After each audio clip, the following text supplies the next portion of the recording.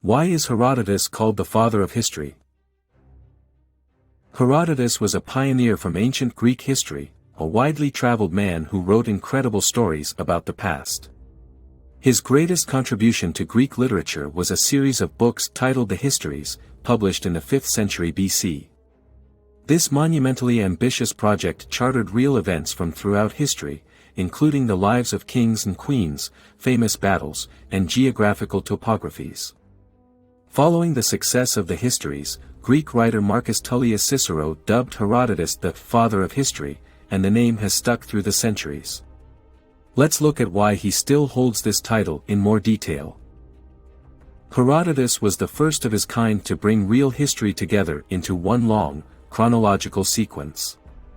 He traveled far and wide to gather lived experience from civilizations around the world and brought his findings together in the Histories, a vast 9-volume series spanning continents and lives. Before Herodotus, no one had ever attempted such an ambitious task. Instead, texts from ancient Greece tended to focus on mythological stories, which were a carefully woven blend of fact, fantasy, and fiction, filled with lavish tales of gods and mythical creatures. In his epic 9-volume series of books, the Histories, Herodotus documented some of history's most important events.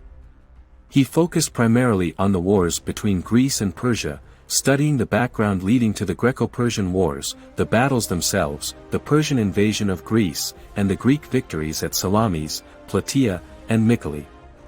He then went on to describe the rise of the Persian Empire, looking with detail into the development of its history, geography, and civilization.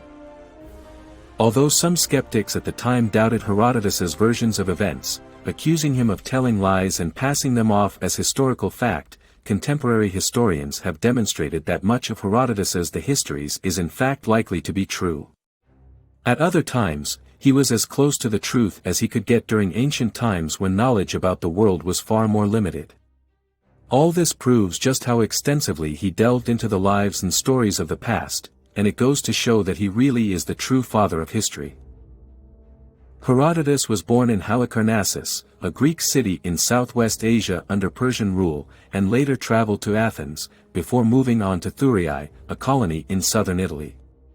He then wandered across the globe for many years, visiting Egypt, Libya, Syria, Babylonia, Susa, Lydia, Susa, and Phrygia. Next, he journeyed through Byzantium, Thrace, and Macedonia, before seeing Scythia while traveling along the shores of the Black Sea. If anyone was placed to write about world history, it was surely this man who had seen so much of it firsthand.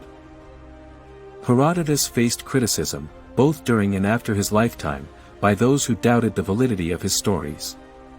In spite of this, he undoubtedly had many admirers who went on to follow in his footsteps.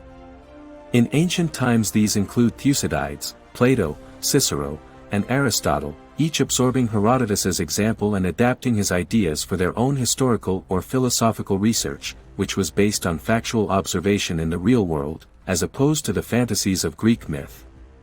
The founding fathers of the United States also cite Herodotus as a potent influencer.